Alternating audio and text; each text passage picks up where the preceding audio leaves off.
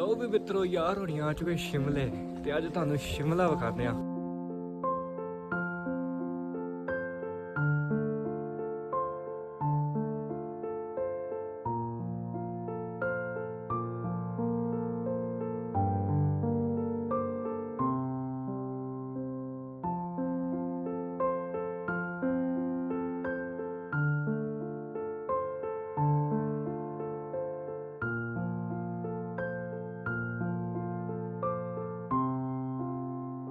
ਉਤਾਰ